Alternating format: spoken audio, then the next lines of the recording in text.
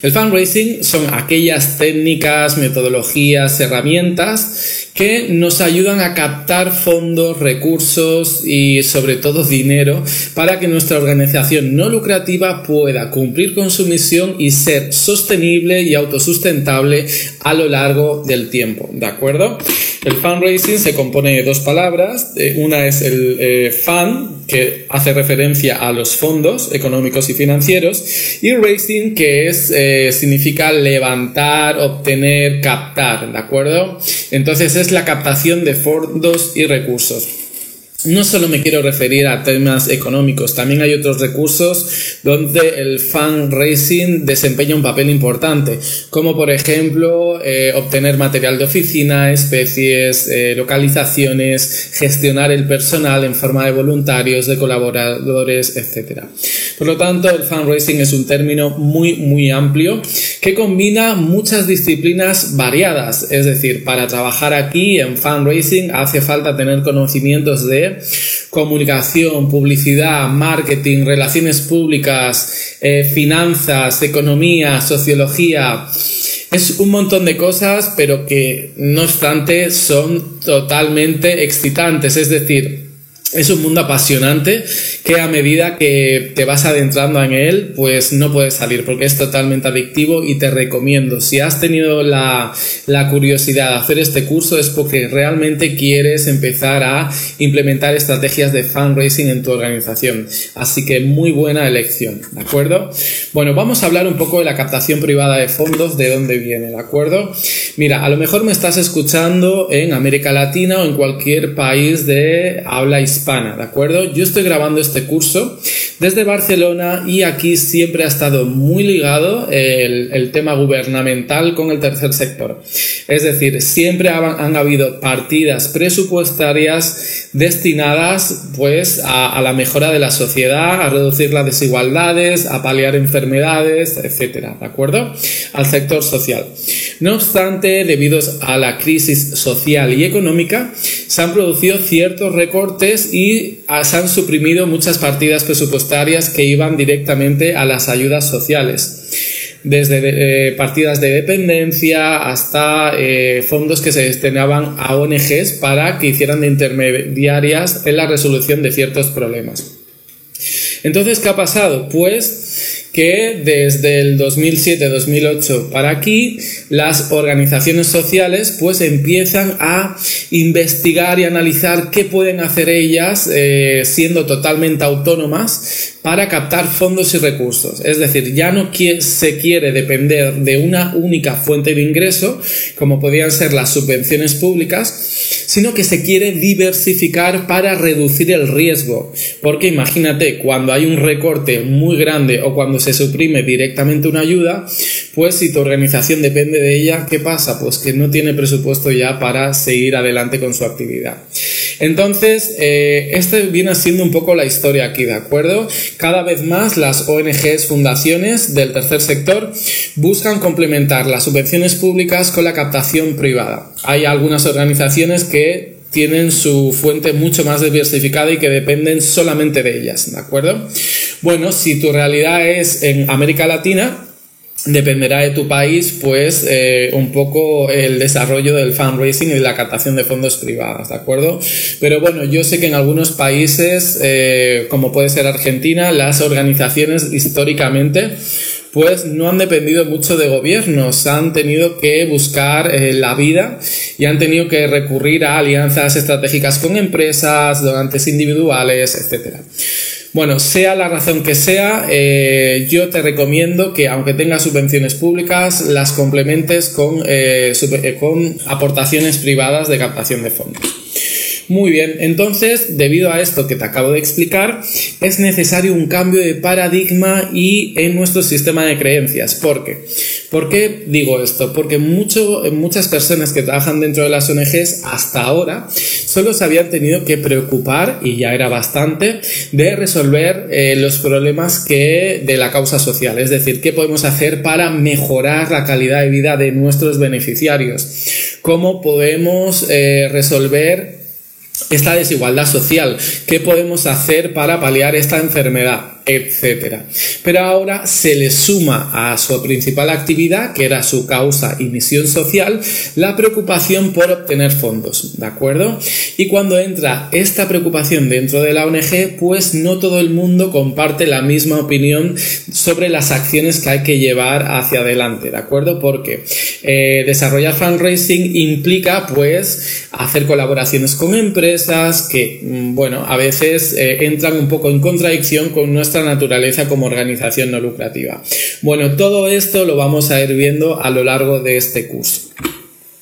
La buena noticia, porque también hay buenas noticias, es que cada vez más el fundraising y la captación hay una gran oferta de formación, de cursos, incluso ha entrado en el ámbito académico, es decir, hay estudios de posgrado dentro de las universidades, tanto presenciales como online, donde te explica un poco, bueno, cómo puedes aplicar herramientas, las características de las principales técnicas de fundraising, etcétera. ¿De acuerdo? ¿Qué hay que considerar incluso antes de plantearte, bueno, abrir un área de fundraising dentro de tu ONG? Bueno, quiero decirte que fundraising no solo consiste en pedir fondos, también tiene mucho que ver en comunicar de forma totalmente transparente qué acciones vas a hacer con aquellos fondos que consigues. Es decir, esto es lo que yo llamo política de equivalencias. Tienes que decirle a las personas cuánto equivale su ayuda. Es decir, imagínate que yo quiero apoyar en tu ONG con $10 o 10 euros al mes. Seguramente es muy poco y no se puede hacer nada con este dinero. Pero bueno, si mi donación mensual la llevamos a términos anuales, es decir, ya estamos hablando de 120 euros o dólares. Entonces, ¿qué acciones pueden hacer tu ONG con este dinero? Bueno, pues tienes que desarrollar una política de equivalencias para decir, mira, José, con lo que tú me aportas al año, puedo comprar tantas vacunas o puedo pagar horas de profesionales para que den asistencia médica o asistencia psicológica o cualquier tipo de asistencia técnica a mis beneficiarios, etcétera. ¿Se entiende un poco el ejemplo? Pues bien, el fundraising también nos ayuda a hacer un ejercicio de transparencia y nos ayuda a replantearnos de qué forma estamos organizando nuestros programas y nuestras intervenciones, ¿de acuerdo? Muy bien, otra cosa que tienes que saber es que el área de fundraising nunca va a funcionar por sí sola. Necesita una vinculación directa y total con el área de comunicación y con el área técnica. Con el área de comunicación es esencial porque dependemos totalmente de nuestra comunicación para captar fondos y recursos, ¿de acuerdo? Tanto a nivel externo como a nivel digital, como a nivel offline. Muchas ONGs comparten el mismo departamento. Está el equipo de comunicación y el de fundraising en una misma oficina y compartiendo ordenadores y recursos porque trabajan conjuntamente. Y también necesitas una vinculación con el área de programas y con el área técnica de tu ONG, porque va a ser gracias a los contenidos que estas personas te den que tú puedas hacer campañas de comunicación orientadas a la captación de fondos. Bueno, por último, en este punto, decirte que necesitas una total implicación del director o de la directora de tu ONG, porque si la junta directiva, si el comité de dirección no cree que el fundraising vaya a funcionar, lo vas a tener muy complicado. Así que primero, antes de todo, tendrás que convencer de la pertinencia de este tipo de técnicas y de cómo ayuda a tu organización a ser sostenible en el tiempo. También tienes que saber que aunque contrates al mejor profesional del mundo en temas de fundraising, la captación de fondos necesita un tiempo de inversión. Es decir, necesita poner en marcha una maquinaria, necesita vincular una serie de procesos y necesita tiempo. Entonces, no pidas resultados, porque esto es un error muy frecuente, ¿no? Se contrata a un consultor o a una consultoría o a un equipo de fundraising y desde la primera semana ya queremos que tengan resultados. No, esto no funciona así. Necesita un tiempo de adaptación para, entender un poco cómo funciona la ONG y que las personas y que la sociedad en general vea, que tenemos una consistencia a la hora de comunicar, que estamos teniendo un gran impacto en la sociedad, etc.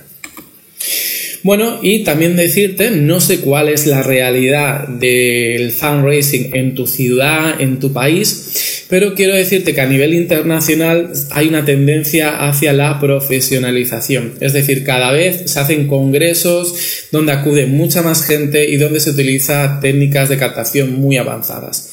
Muy bien, en esta línea te quiero comentar que vas a ir viendo que te voy a presentar a lo largo del curso una serie de técnicas y la vamos a ver una a una de forma detallada, ¿de acuerdo? Tú no tienes que intentar aplicarlas todas, tú solo tienes que elegir aquellas que van alineadas a las características de tu organización o las que se te pueden dar mejor o las que tienes un equipo que pueden desarrollarlas con éxito, ¿de acuerdo?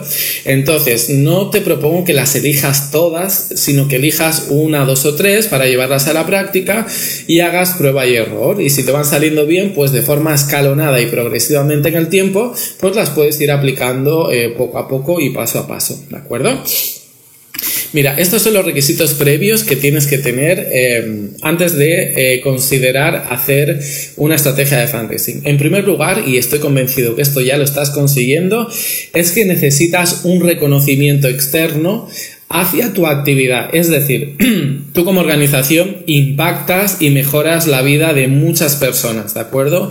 O tienes un impacto positivo en el medio ambiente, o defiendes los derechos de los animales, o procuras poner remedio a enfermedades. Sea cual sea tu causa, sea cual sea tu misión, se necesita demostrar que tu ONG es muy importante para que haya realmente un impacto positivo y un progreso. Es decir, que aportas verdadero valor a la sociedad.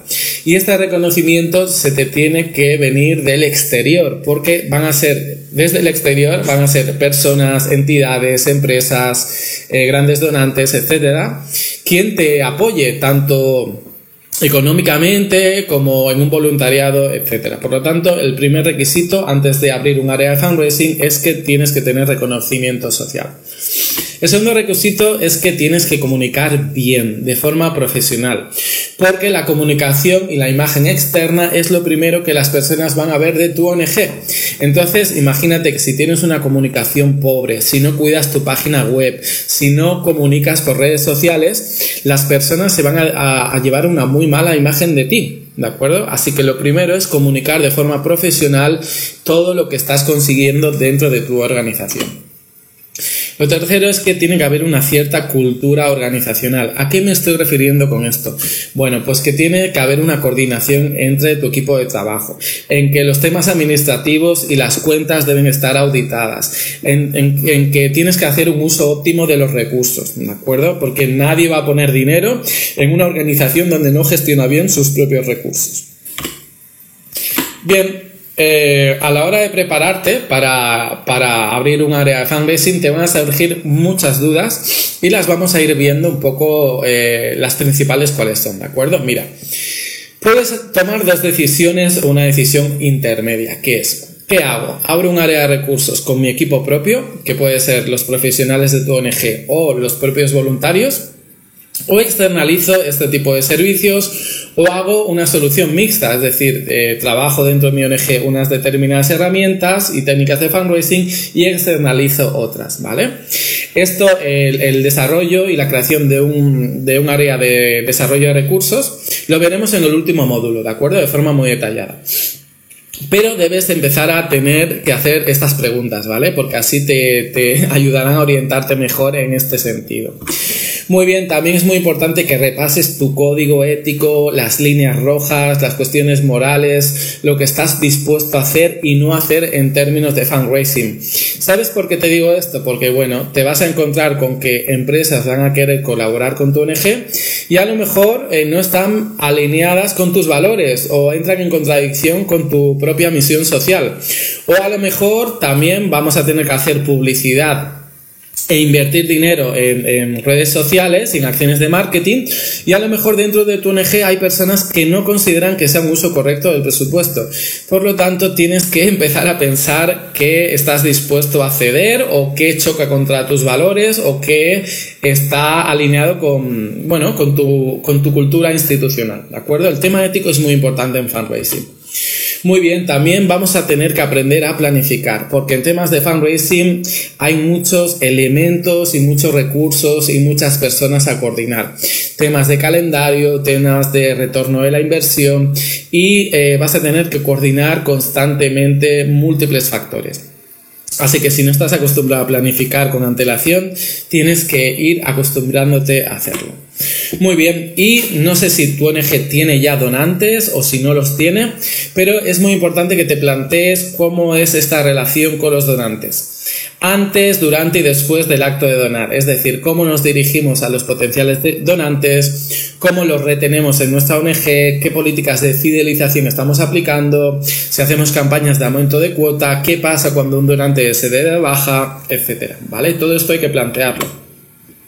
Muy bien, con tantas preguntas y con tantas dudas, seguro que necesitas hacer un análisis, ¿de acuerdo? Por eso te propongo que hagas un análisis DAFO o FODA, es lo mismo, de tu ONG en el sentido solo del área de fundraising. No vamos a hacerlo técnica por técnica, porque esto ya lo vamos a hacer en el módulo número 3, ¿de acuerdo? Lo vamos a hacer en forma de ejercicio. Mira, te propongo un ejercicio en este sentido. Lo vas a tener en formato PDF totalmente descargable en este módulo. Y el ejercicio va a ser el siguiente. Mira, espera. Ay, que esto no es...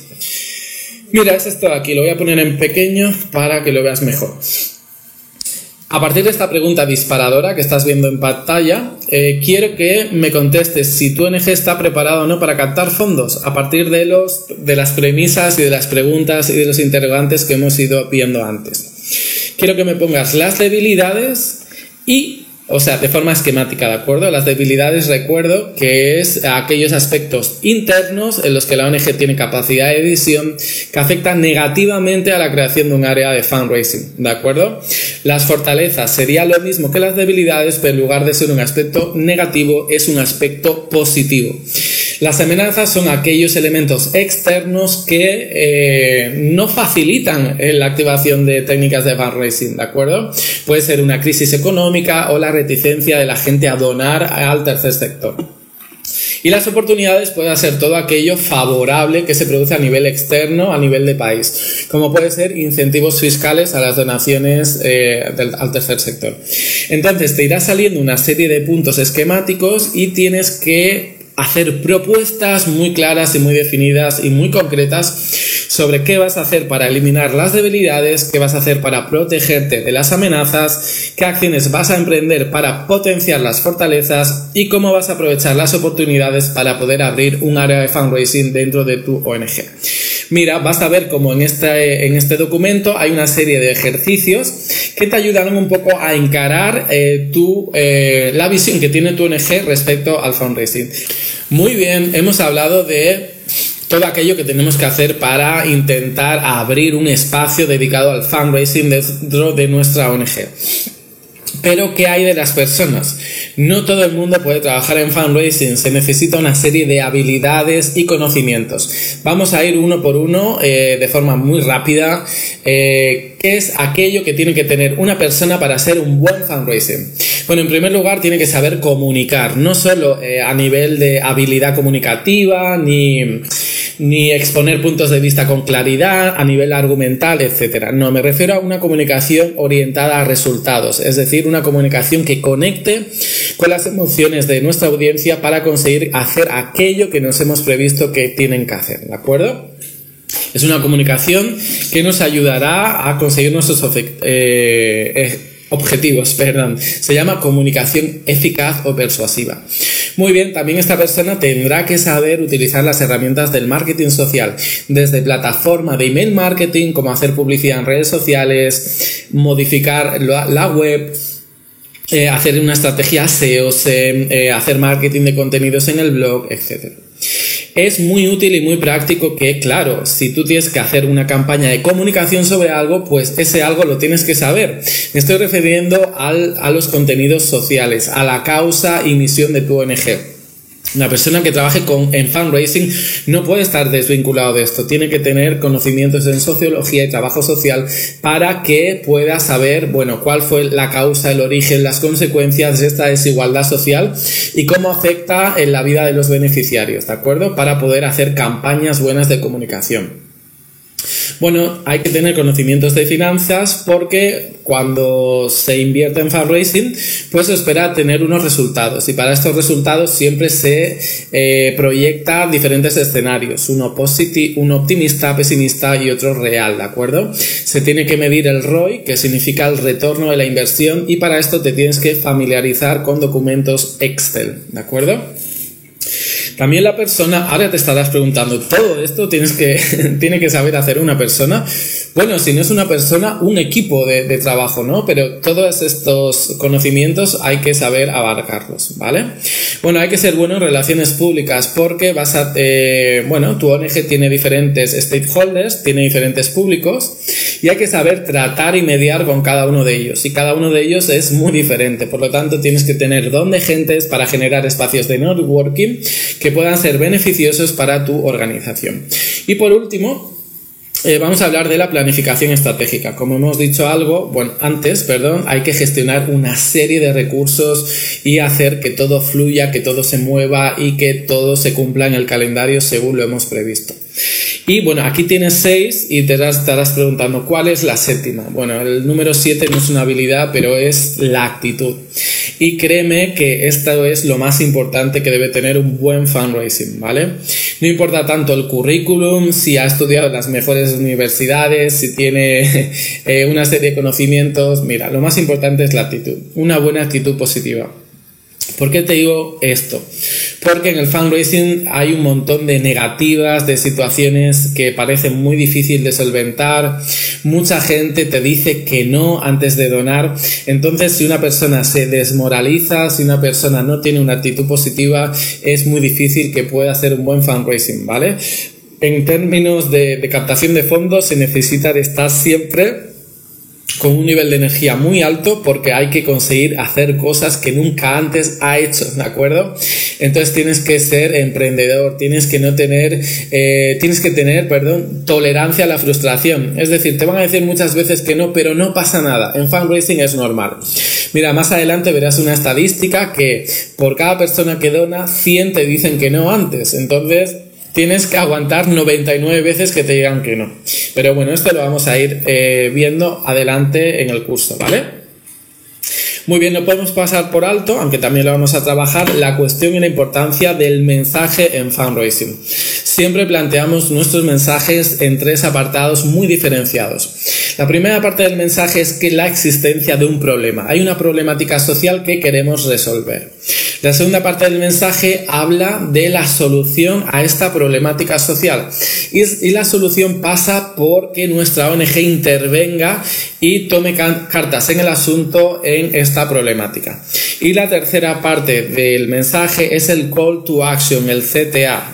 Seguramente lo has escuchado un montón de veces. Tenemos que decir a nuestra audiencia qué es aquello que esperamos que hagan, ¿de acuerdo? Por lo tanto, presentamos un problema, presentamos la solución y hacemos una llamada a la acción, ¿de acuerdo?